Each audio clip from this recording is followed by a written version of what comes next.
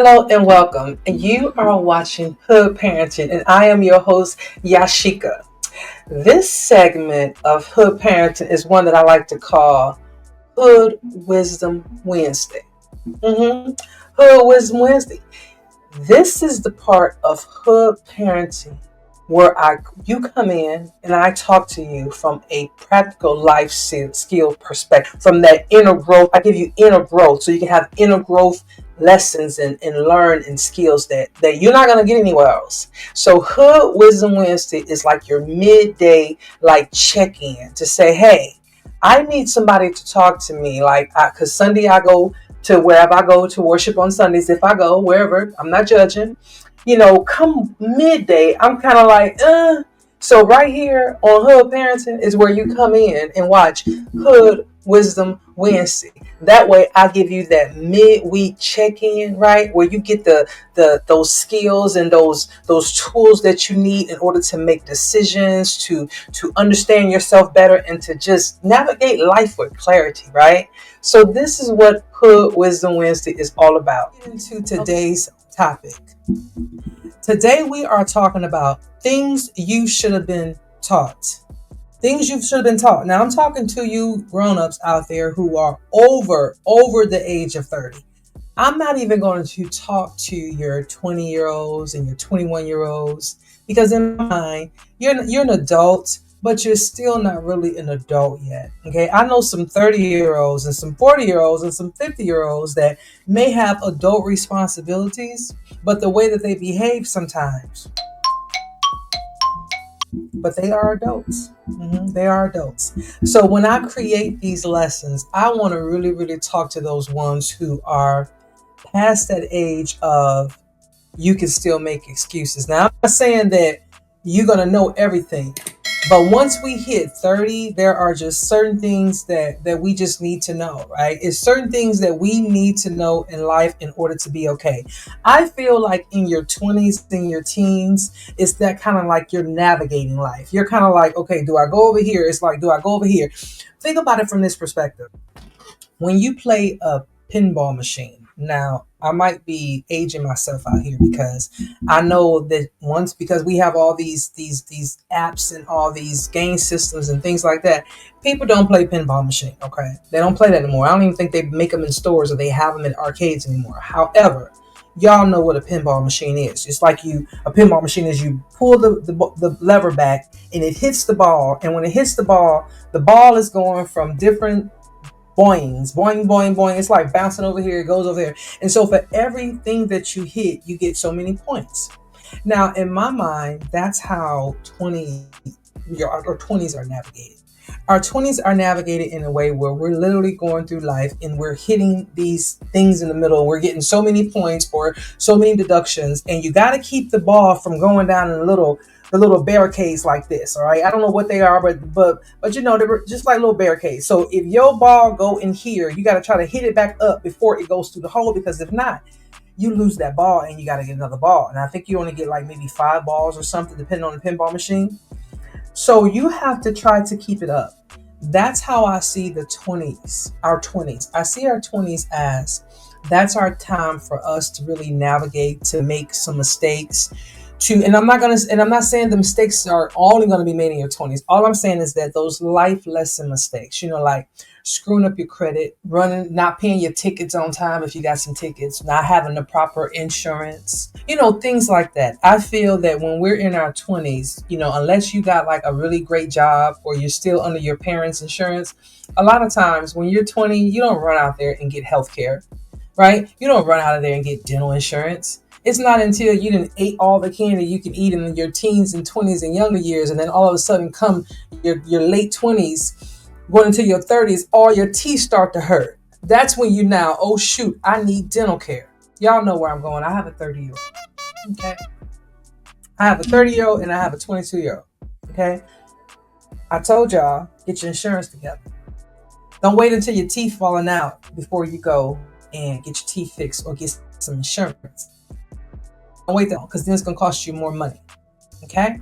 So, today we are talking about things that you should have been taught here on Hood Wisdom Wednesday. Life skills we miss. These are some life skills that we really, really, really miss that I think that our parents did not teach us. One of those things is how to budget until, like how to budget to make sure that the collectors don't call. Now, I talk about this often when I talk about life skills. Now, when I was in school, grade school, we had a class called life skills. And I actually taught a class like this over on here on YouTube, but it was up under HTU. So I'm going to drop the link down below. And that class was called Life Lessons. Life Lessons with a what is it? Life Lessons with the emphasis on self-actualization and resiliency, right? And the reason why I called it Life Lessons because there were things in there that I taught that really really spoke to where our school system has gone. Because when I was a kid, they gave us basic skills that my parents weren't able to give me. For example, they would teach me how to properly write off an envelope.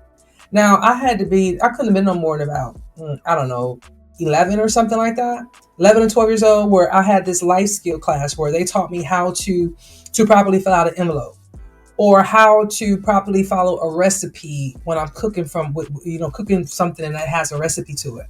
It taught me how to balance a checkbook. Those were things that I had no idea about until they taught it to me. And I just remember even having a discussion with my mom about one of the things that they had taught me, with like especially the balance of the checkbook thing. My mother had never at this point in her life had a check account. So she didn't even know, because at this point you're talking about the mid 80s.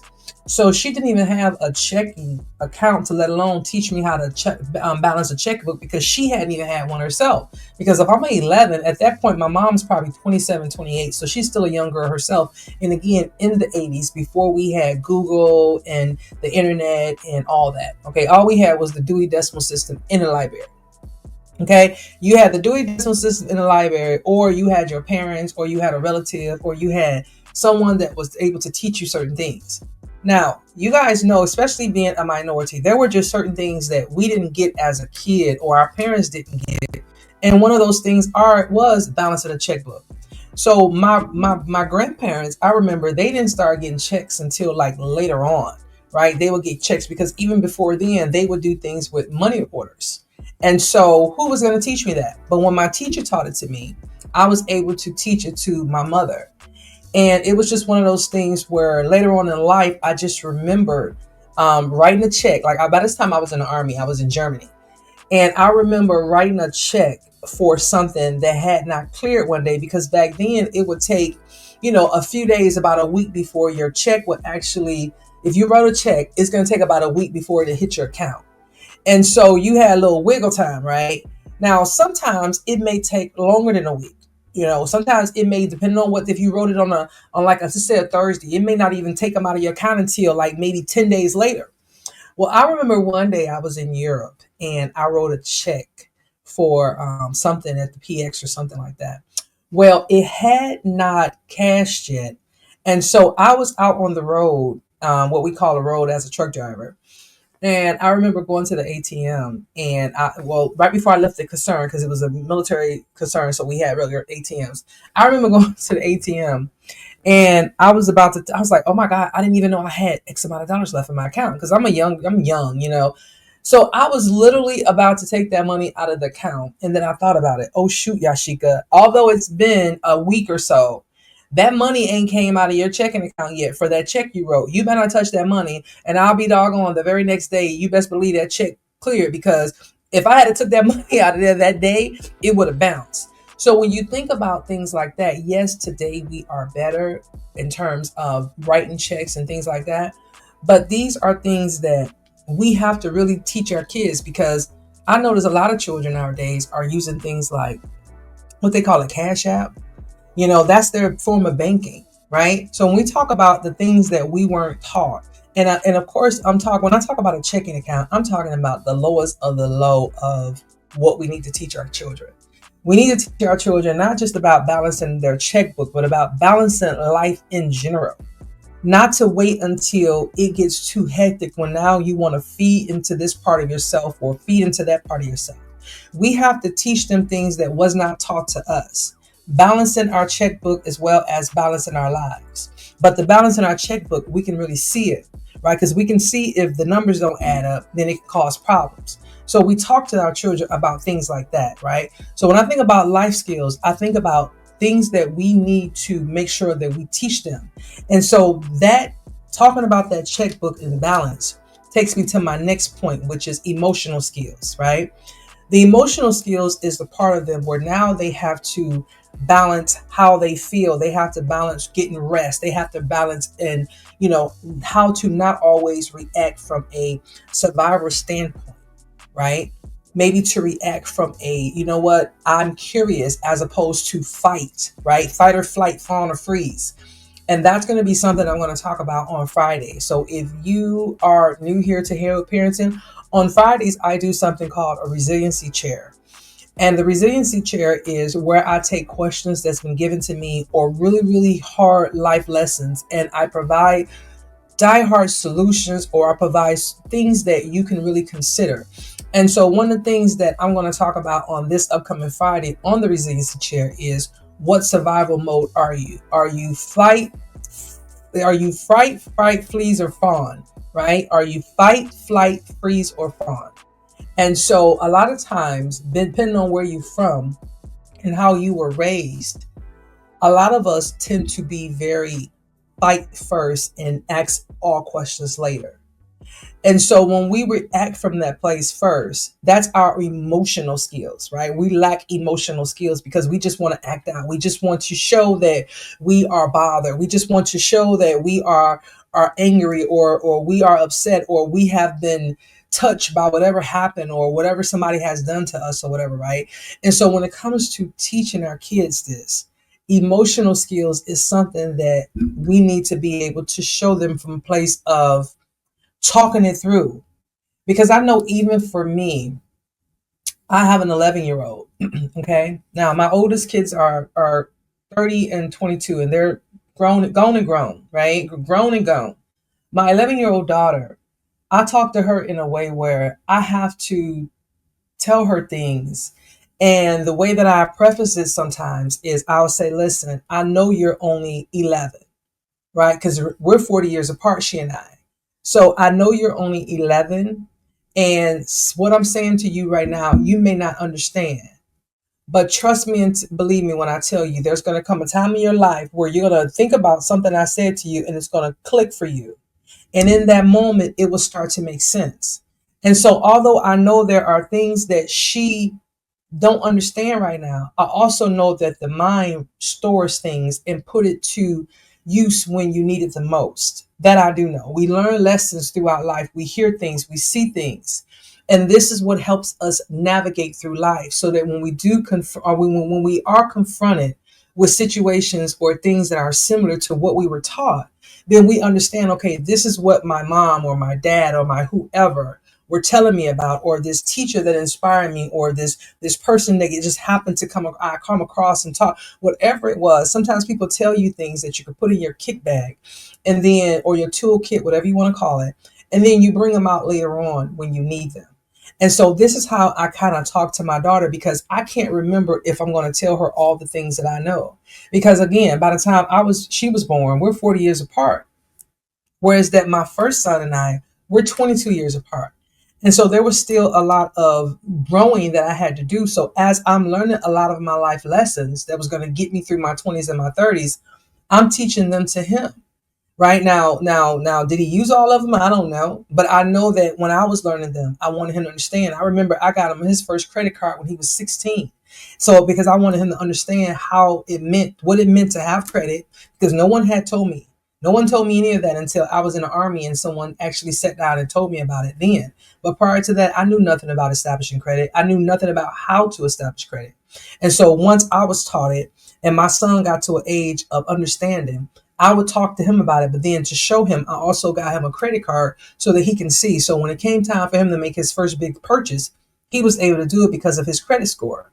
Not everybody is going to be able to do that at that level. And I'm not suggesting, but what I am saying is, when it comes to talking to our kids about different things, we have to to tell them from a place of, I need you to understand, or I desire for you to understand, because this has been one of my obstacles. I don't want you to be so frustrated or so whatever that you're not able to sit back, pause before you make a decision about life. Because a lot of times when we make decisions about things and we're doing it from about a very emotional standpoint, we're not able to make very sound decisions. Okay, so these are some of the things that we want to talk to our kids about: life skills that they need and how to deal with their emotional skills. Then, of course, your self-care and your mental care. Now, self-care and mental care is totally different, but at the same time, you definitely have to have self-care in order to have mental care. Because without self-care, you can't have mental care. Without mental care, like you got to have self-care, because part of your mindset is getting yourself to a place where you are zen. That's the best word I can describe. You are so zenned out until you're like, you know what? I don't have a care in the world right now. Everything is everything. Because sometimes we have to go there in order to get through today. Sometimes we have to go through whatever. Listen, that whole I don't care, I don't care, I don't care, and I'm not making a decision. I'm just about to sit back and I'm about to just watch Netflix and eat ice cream. Sometimes you have days like that, and that's okay. That is part of your self-care, because without that, this right here, because sometimes you don't want to make decisions. Sometimes you don't. This is especially when you are an adult. Now, granted, some things like most things, 99.9% of our problems in this world as adults, we have to make decisions about. But every now and then we'll get that less than 1% or that less than 0.1%. And we're like, you know what? I'm about to use that 0.1%. I'm about to use that 0.1% right now, because I'm not making a decision about anything. Because we need that. We need to be able to just sling low, just cut cord for a day, because it helps with our mental. Sometimes we have to be able to say, you know what, these hours of the day, this time of the day is geared towards me going to the gym, geared towards me going to get a massage, geared towards me doing whatever I need to do, or better yet, just taking a walk, listening to Mother Nature, maybe sitting in a yoga position and just meditating. Whatever you need to do, your self-care is needed in order for your mental health to be okay. They cannot be separated. Boy, when I tell you, that's a big one. Okay. And then another thing, relationships. A lot of us saw very toxic relationships when we were growing up. And one of the things that I like to reference often is, I know a lot of y'all, and I'm aging myself again. hmm I'm aging myself again. Okay. But a lot of us grew up in the era of In Living Color. In Living Color had this, and if you don't know anything about In Living Color, go Google it. It was a show that came on, I think, I don't know, I don't remember. I want to say Fox, but I don't remember because Fox wasn't out back then. But it was a show that was owned by the Wayans. So the Wayans family, brothers and sisters, whoever. And in that particular show, they would have this segment, and I don't know what the name of the segment is. And I said I was going to go back and research it because I use this example often. But they had a segment on there where it was a husband and a wife being portrayed, right? Of course, it was just a skit, but it was a husband and a wife who were an elder Black couple, right? Now, mind you, of course, they were, two actors who were younger. I think they were brother and sister, or they may have just been co-workers, but they were young, but they were acting like they were an older Black couple. And one of the things that they would do all the time, and this was the purpose of the skit, was they would attempt to unalive one another. Throughout the whole skit, this husband and wife would do things to unalive each other, or try to destroy each other, or try to make each other, try to hurt the other one. They would do things all the time like this. This is part of the skit, like mom and daddy trying to kill each other. And then at the end of all that, at the end of the whole skit, they would say, but we still together. Although they didn't try to kill each other, although they didn't did all these things, they'll say, but we still together. Unfortunately, that's how a lot of us saw relationships growing up. And so because we saw relationships like that growing up, a lot of times we will adopt those same relationship skills. And I'm not just talking about a love relationship. I'm talking about parental relationships. I'm talking about sibling relationships, friendships. A lot of times we don't see a lot of positive relationships in our lives. And so, because of that, we won't know how to navigate those relationships as well. And then we turn around and we can't teach it to our kids how to navigate relationships either. And this is something that we have to be okay with talking to them about, because relationships, regardless whether it's a friendship or a romantic relationship, a sibling, parental, whatever, these relationships in life are some of the things that we have, the only things that we have sometimes that helps us to get through another day. Like some of my friends and some of my family members, especially like my favorite person in the world, my baby brother, I couldn't imagine a life where some of these people that I have in my life didn't exist, because I know that I would be lost without them. I would be extremely lost. So it's important to be able to navigate relationships and don't bring a lot of toxicity into them, although this is something that we may have seen. And so when we're talking to our kids, we want to make sure that they understand that as well. Relationships are important. Your relationships is what's going to get you through those days, right? The relationships is how you help other people. The relationships is how you give more to other people than yourself. Because if everybody else is doing that, right, then that means you'll get yours in return as well. And that's what having a relationship is. Not, and like I said, it doesn't have to be a romantic relationship. This can be a relationship with a friend, just whoever, like a friend girl, a guy friend, whoever. You feed into them, they feed into you. You're able to lean on them, they're able to lean into you, right? These things are important, okay? So a lot of what we've done, we need to start unlearning what we've taught while we're teaching our kids, right? Because I remember seeing some of these toxic relationships as a kid. And so, of course, when I became an adult and I married for the first time, those toxicities that was present in the relationship, I didn't see them as a red flag at that time, because that was what I saw as my normal in my childhood, in my life, and everything. And this is what was depicted on TV, that these things were normal. And we know they're not. We know they're not. Okay. So this is what I feel, some of the things that we need to teach our kids, that maybe we learned and we didn't learn it the right way.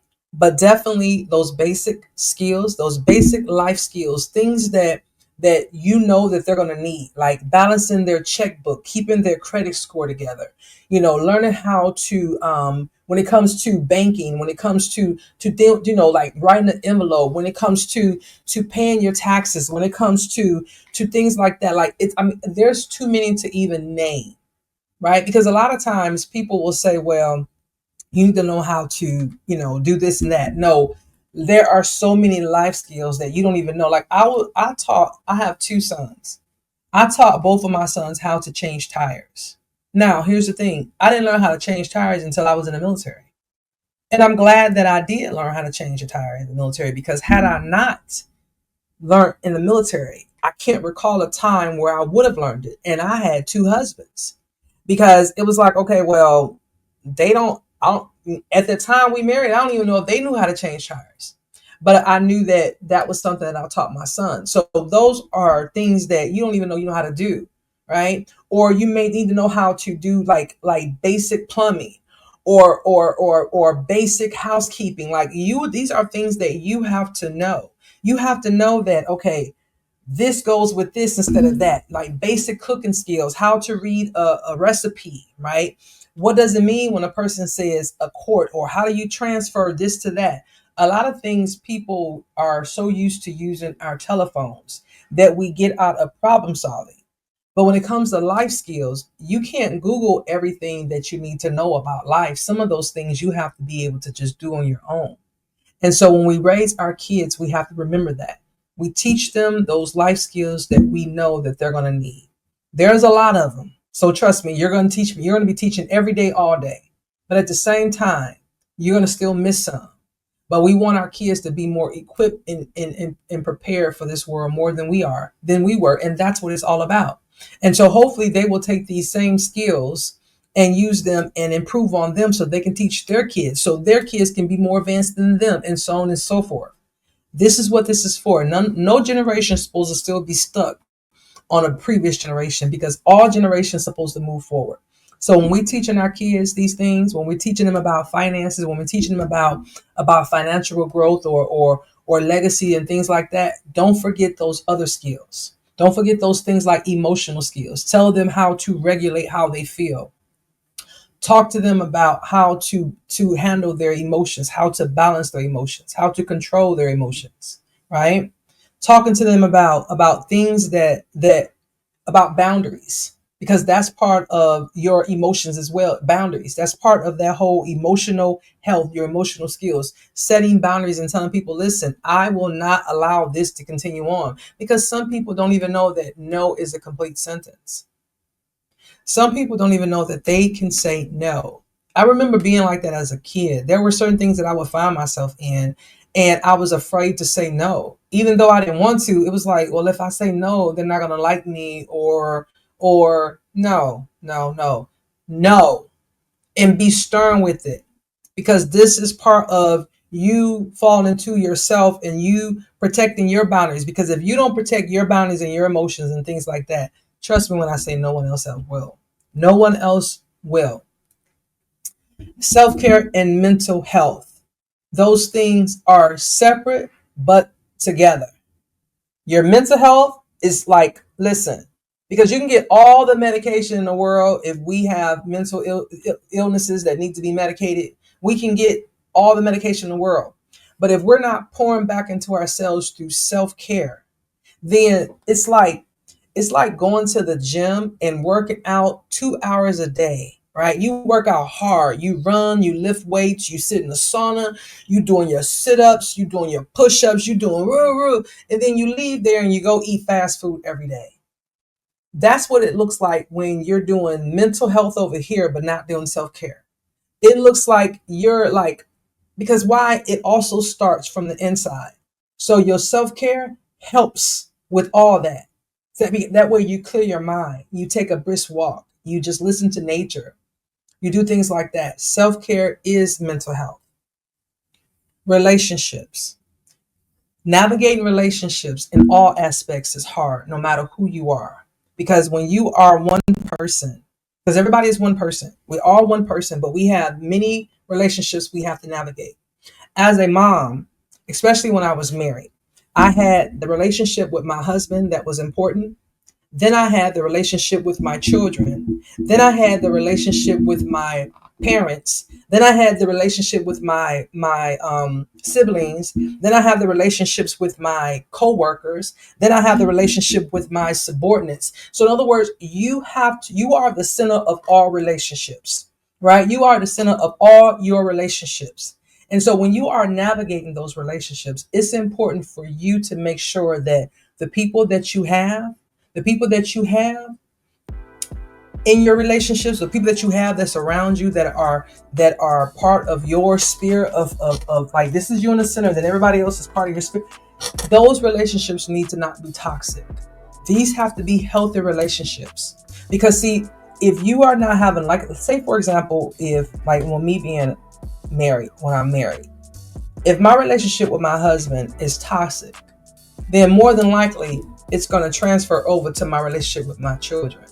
It's not going to necessarily be toxic, but if we're all in the same house, they're going to eventually feel what's going on between my spouse and I. And then on top of that, I'm going to turn around, and when I'm talking to other people, I'm going to still have that anger in me, or that unsettledness in me. And oh yeah, by the way, now I'm going to take it to work with me. And so now that I take it to work, it's affecting those relationships. My paper fell. I think that when it comes to this particular segment, Hood Wisdom Wednesday, I think that we all need a tagline to go with this, right? And so I'm thinking the tagline for Hood Wisdom Wednesday, I was up there playing with it. I think we are going to go with the life lessons we all needed, delivered, real, and uncut. So that's going to be the tagline here for, and I'm working through it.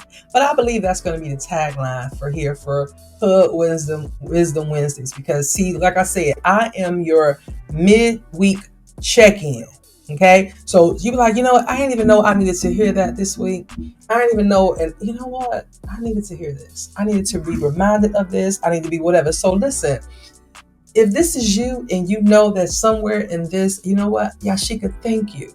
Thank you for bringing this to my forefront of my mind because I didn't even think about this. If this is you, do your girl a favor and drop a comment below. And if you are so inclined and you feel like you should just do it, go ahead and subscribe and turn on your notifications so that when I do drop a video or go live, because I go live often, especially on Mondays, or excuse me, Sundays, I go live here on this channel, and you can catch me at 6 p.m. on Sundays, as well as here on Wednesdays up under Hood Wednesdays. And this video right here, listen, I'm going to go ahead and link the HTU so that you can go back and watch the life lessons because I think that you will get something from that as well.